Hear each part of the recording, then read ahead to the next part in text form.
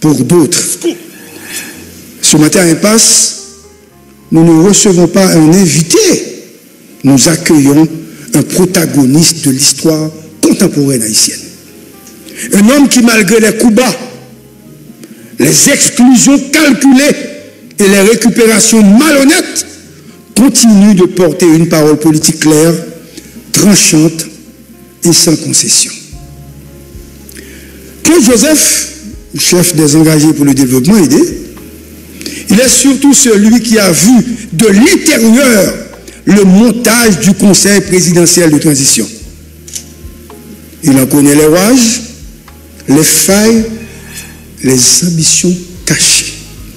Il a vu ou du moins des amis, j'insiste, des amis devenir fossoyeurs, aboyeurs.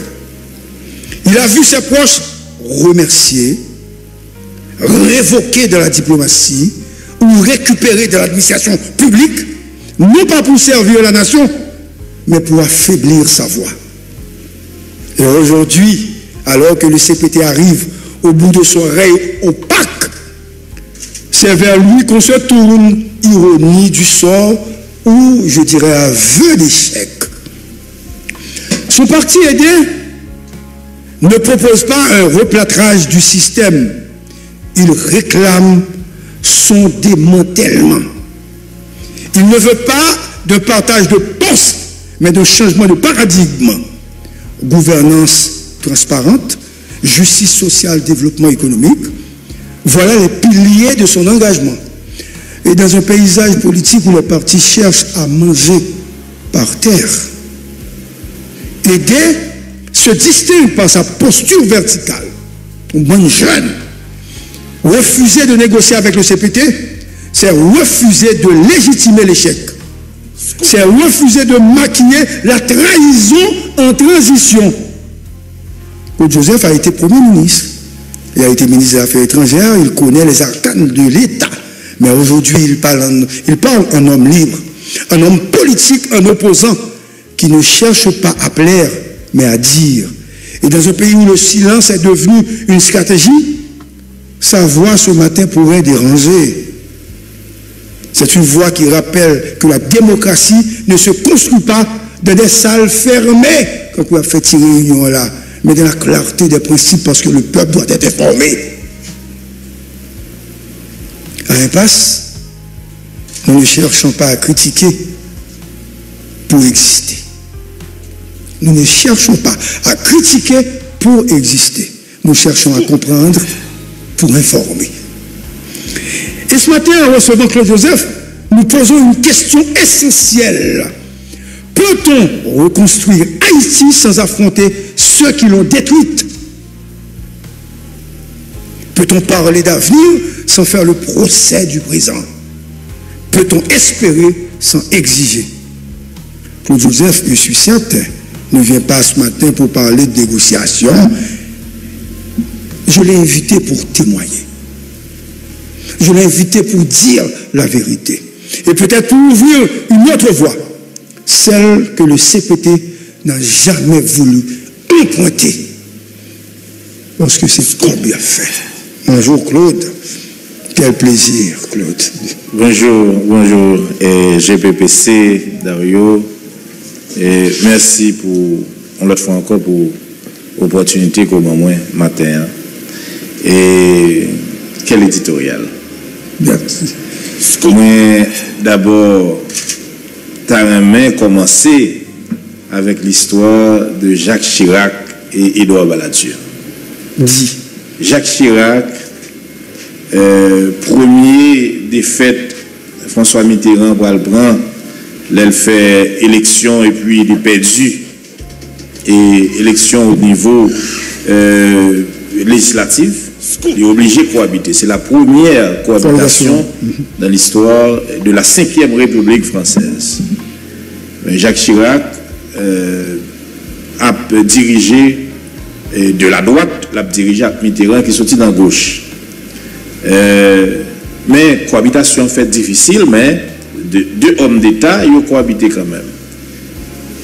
En 88, Jacques Chirac pas obligé à l'élection, la présidence face à Mitterrand. Jacques Chirac a perdu l'élection. Parce que Jacques Chirac pas qu'à sortir Matillon pour l'aller Élysée, les comprendre ça, et il dit Premier ministre François Mitterrand, par contre, deuxième situation en 1993, Mitterrand, pour avoir perdu législative, il faut cohabiter avec la droite. Jacques Chirac dit, on va faire la même expérience. Jacques Chirac, pour avoir un bon ami, 30 l'année, qui c'est Édouard Balladur, et puis il mettait Édouard Balladur Premier ministre. Édouard Balladur Premier ministre, premier mois, les consulter Jacques Chirac. Deuxième mois, troisième mois, à peine Jacques Chirac capable de joindre dans le téléphone. Et Jacques Chirac parle isolé dans la mairie de Paris, un homme qui est trahi, même plus proche lui, sur ce tape dit d'ailleurs, on est que Sarkozy, pour le dire, et maintenant, l'élection qui a venu là, bon, Dieu, et Sarkozy, c'est petite, s'ouvre les politiques, Jacques Chirac, mais on va le dire, c'est Édouard Balladur qui boit l'élection. En 1995, effectivement, Édouard Balladur va se sentir tellement puissant, il trahit Jacques Chirac, etc. Donc Jacques Chirac isolé, mais Jacques Chirac reste l'homme puissant de la Ve République, de la tradition de De Gaulle. Et bien Jacques Chirac va gagner l'élection en 1995, il va faire un septennat, et puis il va faire un quinquennat. Donc, l'histoire de Jacques Chirac et Balladur, c'est une histoire qui était de trahison. Balladur trahi, Jacques Chirac choisit pour le voyer à le représenter Patia, la droite, il a trahi. Pourquoi cette comparaison? Parce que c'est ce que nous, au niveau de aider, n'avons le choix que nous faisons, d'évoluer que nous avons jeté sur nos représentants. Smith Augustin. Oui. Donc, le représentant, il ne m'a pas trahi moi-même. Il a trahi la cause, il a trahi le projet, qui c'est le projet de aider, qui c'est un parti politique qui gagnait, c'est un projet ambitieux, un projet politique ambitieux. Je vous dis, nous allons regarder l'exemple de la droite républicaine en France. Bruno Retailleau et Michel Barnier, la droite a été oubliée et reléguée au second plan. Mais les occupent un poste dans le gouvernement. Ce n'est pas combien ils prennent le volet pour voter par les partis politiques, mais la vision du parti a été mise en relief, en évidence. Ils ont gagné une plateforme pour discuter de ça. Ils croient que c'est une plateforme gouvernement. Donc, parti politique là qui était oublié, mais propulsé.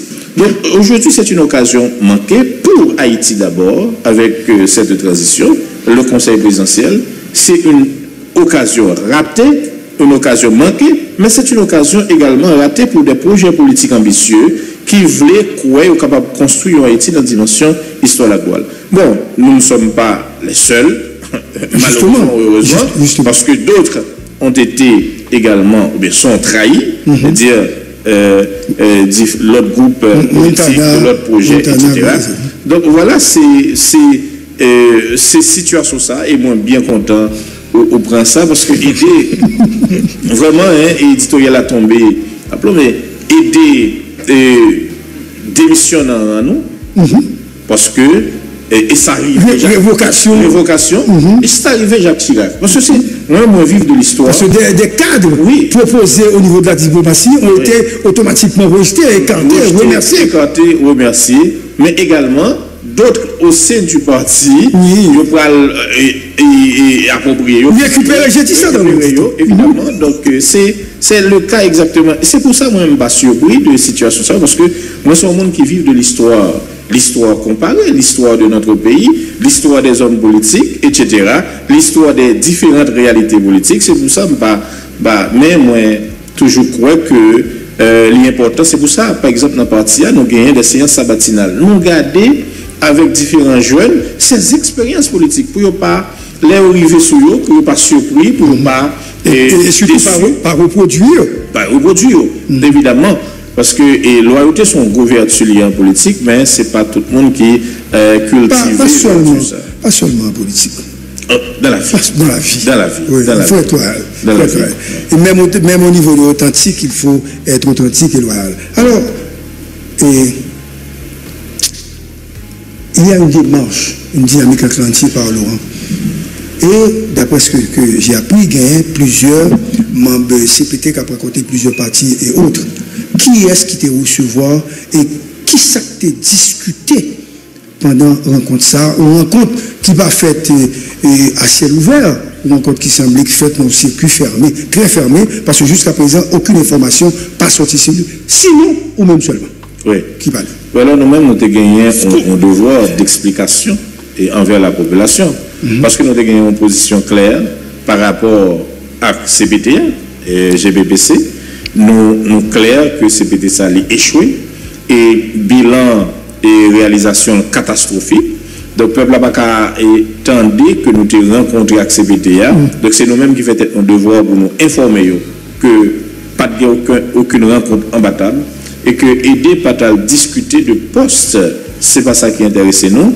Ça qui intéresse nous, c'est d'abord dans une démarche républicaine, nous répondre à l'invitation du président coordonnateur conseil là, d'être accompagné de 3 autres conseillers. Qui est cité là? Qui c'est Leslie Voltaire, Fried Jean et puis Gérard Gilles.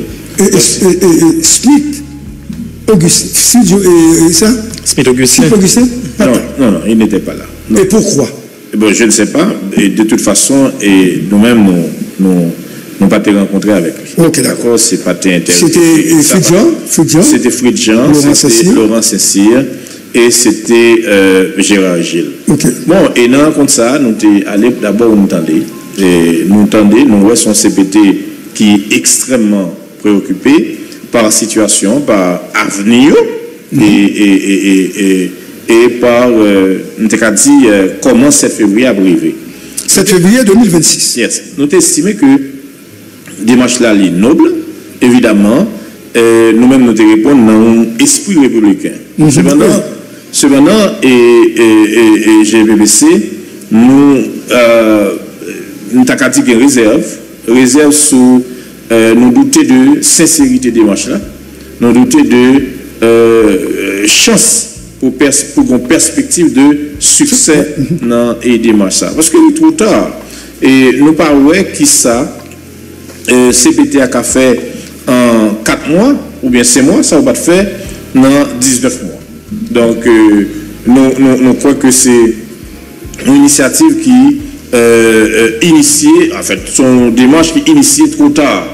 Nous avons exprimé ça, et clairement, sans embâche, sans ambiguïté, à membre qui étaient là, à président conseil là, et l'autre conseiller président qui était présent. Nous avons expliqué que nous-mêmes, dans le parti politique aidé, nous demandons respect strict de échéance qui, 7 février 2026, là, qui inscrit, n'est-ce pas, dans l'accord 3 avril là, que nous décidons. Nous disons que nous ne sommes pas capables d'aller au-delà de 7 février. Et nous fait nous comprendre, évidemment, c'est une rencontre qui était teintée de pile civilité très cordiale entre des hommes d'État sociaux, évidemment, préoccupés. Et moi-même et mon camarade, le secrétaire général et révérend pasteur Magdalman, nous tous étions préoccupés, nous préoccupés des situations. C'est pour ça nous faisons déplacement, nous allons évidemment inviter. Et si même si vous êtes invité, nous comme hommes d'État et parti du centre, depuis nous respectés, même si vous invité nous dans l'ILTUB pour nous discuter sur Haïti, nous allons expliquer position et préoccupation légitime peuple haïtien. Question sécuritaire, nous disons que son échec, un véritable échec, transition pas de sécurité, il a échoué dans la question référendum là, et il n'a pas qu'à faire élection en fin d'année. Nous disons clair, et ça s'est positionné nous-mêmes, nous pour élection organisée, nous pour prendre un calendrier électoral qui respecte échéance. Maintenant, on nous dit calendrier électoral est allé au-delà de 7 février, l'État c'est la continuité. C'est-à-dire que ce n'est pas CPTA et tel qu'il est constitué avec ses 9 membres et ces membres pour la plupart nous connaissons qui ça qui gagne Donc, ce n'est pas eux-mêmes qui sont obligés d'organiser l'élection. L'élection est capable d'organiser, qui ont un organe indépendant, ou capable de le conseil, qui c'est le conseil électoral provisoire. Donc, il faut que l'élection soit organisée. Il ne faut pas qu'il y ait un prétexte comme quoi que c'est Mounsa qui doit organiser l'élection. Donc, pour ça, c'est position pas nous. Nous-mêmes, nous croyons fondamentalement, nous attendons le calendrier électoral, nous demandons ça. Nous avons que le calendrier électoral là est aidé depuis conditions réunies, c'est-à-dire depuis une gouvernance qui inspire confiance, depuis une gouvernance qui est crédible, nous parlons d'élection. Mais nous parlons d'élection avec une élection piqué-collé, une élection nous perdu là dans d'avance, avec des gens qui disent qu'il faut que chaque monde qui a 5 sénateurs, 3 sénateurs, 4 sénateurs, 10 députés, etc. Donc, c'est-à-dire son jouet piqué-collé, non pas un jouet piqué-collé, nous pourrons pour nous participer. Mais je veux dire, au-delà de questions ça. Un moment. Non, échange de fois avec eux, on nous dit, conseiller en vérité au-delà de 7 février d'abord, mais il y a un conseiller qui apparemment t'a dit, et m'a cité, s'ils sont irritants les-mêmes le 7 février, ils vont aller. Est-ce qu'on dit ça devant? Oui, moi-même, je pensais qu'il y a c'était position claire et président, coordonnateur conseil là. Laurent Cessier qui va montrer que il y a une velléité pour les rester. Après 7 février. Après 7 février. Bon, maintenant, pas oublier, moi, nous on a affaire avec des politiques, c'est-à-dire gagner des non-dits. Évidemment, il n'est pas exprimé clairement, mais dans la rencontre là, il faut gagner véritablement une volonté pour arrêter au-delà de 7 février. Et à ce moment, ça veut dire pour nous, ça veut dire, ouais, CPTA a envie d'arrêter au-delà de 7 février. Au-delà de 7 février. Et vous-même, ou pas dans ça? Non, moi-même, moi pense que le peuple, le pays n'est pas dans ça.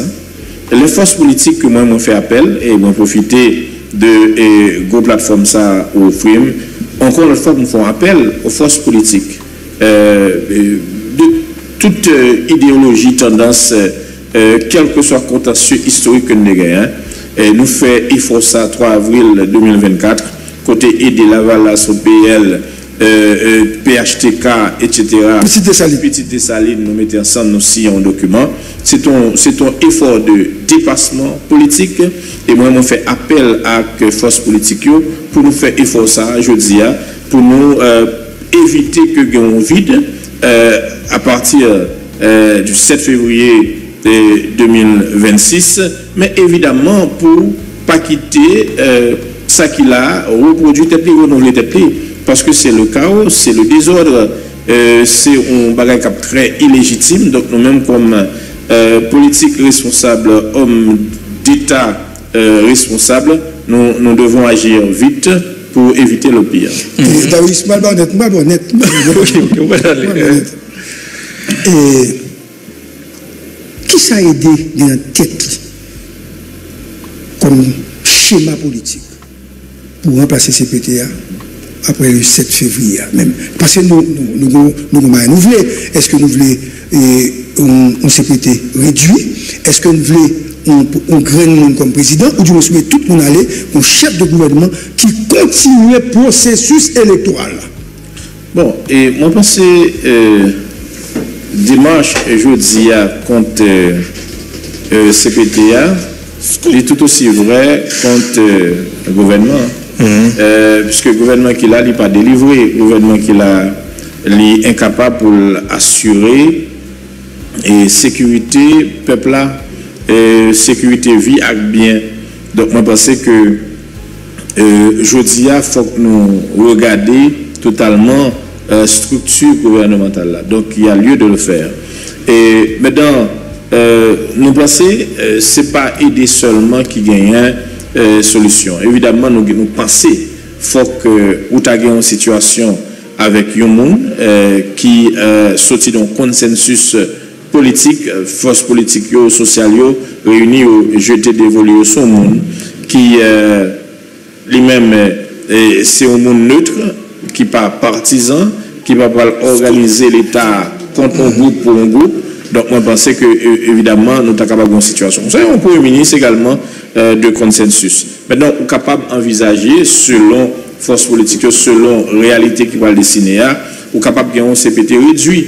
Et maintenant, on CPT réduit avec des gens qui ont même inspiré confiance, qui est crédible, qui est capable de soulager souffrance et misère peuple haïtien. Maintenant, moi, je me connais qui ça a fait, je vous dis, pour préparer après 7 février 2026, là, puisque nous avons regardé, pour gagner comme l'impression, différents acteurs ont fait silence, pas de rencontre qu'a fait, pas de échange qu'a fait pour planifier un bagage, et échéance 7 février, il a avancé sur nous. Qui ça a fait? Bon, d'abord, moi-même, j'ai participé dans différentes rencontres sur essayer de définir une autre formule pour nous éviter le pire. Gagner une dynamique. D'abord, gagner une panique auprès de mon gars dirigé. Et quant à l'avenir, et malheureusement, je dis quant à l'avenir, c'est d'abord l'avenir pays. Quant à l'avenir, et panique, ça crée une dynamique. Et ça fait que les gens qui sont responsables, ils commencent à chiter ensemble pour définir une autre alternative à la situation. Qu'est-ce qu'a fait? Bon, on continue en fait dans différents groupes politiques, différentes affinités. Il y a différents groupes effectivement qui ont réuni. Moi, qui était peut-être pour eux-mêmes parler ça. Mais nous-mêmes, nous avons aidé, nous avons réuni avec différents groupes, parler avec différents groupes, différentes personnalités pour nous capables de redéfinir la situation. Tout à l'heure, M. Laptandé, ou dit ou pas compter l'idée pour monsieur travaille son plan, son calendrier électoral et dans l'idée pour organiser l'élection. Mais ou contre l'idée pour participer dans l'élection avec le groupe qui est là? Écoutez, nous-mêmes, nous sommes prêts pour participer dans l'élection avec des gens qui inspirent confiance. Des gens qui pas organiser l'élection piqué-collé dans l'avantage de groupe contre de l'autre groupe. De toute façon, ça nous est là, ça qu'a dessiné là, je dis, c'est ça le montrer. Même gens post l'État a séparé, nous sommes capables de dire l'ôter tant que marchandise. Donc c'est ça, évidemment, nous pensons que capable de faire l'élection si nous ne sommes pas vigilants. Donc nous-mêmes, nous sommes obligés de très très vigilants. Et puis bonnet, c'est grand matin. Donc il faut nous tirer sonnette d'alarme pour nous dire, évidemment, il faut gagner une autre réalité de pouvoir, une autre forme, et nous sommes capables de dire formule qui peut sortir dans sa nuit là. De toute façon, ça vous là, c'est 5,7 millions de monde qui sont dans l'insécurité alimentaire. Et ce là, c'est son situation, parce que là, nous plongeons sur le conjoncturel, mais une situation qui est globale, il faut nous regarder. Depuis tantôt 6 ans, nous gagnons une économie qui a décroître. Et dire, depuis 2019, nous avons une situation où les produits intérieurs brunois, en d'autre côté, nous n'avons pas créé richesse. Donc, nous gagnons et goût de la ligue qui a déprécié. En 1990, on a besoin environ 8 gouttes pour acheter $1. Et puis, aujourd'hui, on a besoin de 130 gouttes pour acheter $1. Donc, ça veut dire qu'il y a une dépréciation de presque 1700% de monnaie noire. Donc, il y a une situation qui est extrêmement critique. Mon n'y a pas qu'à manger, quoi. Inflation, c'est-à-dire pouvoir d'achat mon n'y a réduit chaque jour. Donc, il faut que, en plus de situation conjoncturelle, et c'est suite conjoncturelle ça qui crée situation ça. Nous avons instabilité en pays, instabilité politique, instabilité au niveau institution, qui fait que pas d'investissement. Soit garder de 1990 à aujourd'hui, garder situation investissement pays, surtout dans les derniers 10 ans. Donc, investisseurs étrangers, ne pas venir dans le pays pour investir. Et leur pas d'investissement, ou venir un désert économique. C'est ça que là, je dis, c'est un désert économique, ou pas de touristes, ou pas de rien. Donc, il faut que nous agissions en homme d'État responsable, au-delà des considérations conjoncturel, c'est-à-dire un CPT décrié illégitimement populaire, mais il faut également réfléchir et à l'avenir, pays, et comment on a quitté les comme homme d'État. Est-ce que dans 10 ans, c'est même narratif ça, si on vient dans l'émission, c'est même bagage que vous m'avez dit, de comment ensemble, et des hommes d'État, des hommes politiques, femmes politiques responsables, nous sommes capables de faire un compromis, chercher une mise en commun, mettre tout ensemble pour nous tirer le pays dans ça. Donc, nous-mêmes, nous nous préconiser, nous prêcher, et nous sommes capables de dire harmonie ça entre nous pour nous prendre conscience. D'ailleurs, il y a une différence. Pour qu'on vive une réalité, nous n'avons pas conscience de réalité. Donc, nous-mêmes, nous avons aidé, parti politique aidé, nous avons conscience de cette réalité. Et il faut nous changer la réalité ça et nous ne pouvons pas faire le coup. Nous faut faire avec tout. Nous allons nous avec Mélissa qui est là. Mais contrairement avec OPM, il y a le monde qui estime que le moment n'est pas opportun, n'est pas propice pour organiser l'élection. Et le monde a toujours avancé la question de l'insécurité qui est même à Taïbanda. Dans l'Ouest, notamment avec l'Artibonite, qui c'est 2 gros morceaux dans les affaires d'élection dans le pays. Donc, il a été quoi que l'élection n'est pas organisée à cause de ça. Et maintenant, est-ce que vous-même, vous inscrivez dans la même ligne avec chargé d'affaires américain qui était quoi que question de sécurité a avancé à son prétexte? Écoutez, présentons le calendrier électoral, par le Dieu va organiser l'élection demain. Ok. Par le Dieu va organiser l'élection dans fin année. Ça va le Dieu va organiser l'élection en 27 février. De toute façon, présentons le calendrier électoral, je vous l'ai dit, ou non dynamique de planification électorale. Donc c'est ça nous-mêmes nous comprenons. Maintenant, quitte ces CPT ça présenté lui, ça va le dire, lui obligé, c'est lui qui organise après 7 février 2026. Donc c'est ça qui est préoccupation. Donc nous-mêmes, nous avons véritablement un calendrier électoral, c'est-à-dire qui sont modèles qui prend en compte de situations insécurité, qui probablement, parce que nous ne connaissons pas abandonner question référendum, non, c'est malheureux, puisque c'est une et nous sommes capables de dire la responsabilité que vous avez gagnée pour organiser le référendum. Donc nous-mêmes, c'est ça. Et ce n'est pas une question d'ambassadeur américain ou pas ambassadeur américain, c'est une question de planification. Donc, Ariel te fait même bagarre là, mais il y a même tout, il y a fini pour 2 ans, il y a pour faire élection, mais il y aurait été 4 mois, il y a pour jamais présenter rien en termes de calendrier électoral. Donc, on pense que c'est important pour nous calendrier électoral.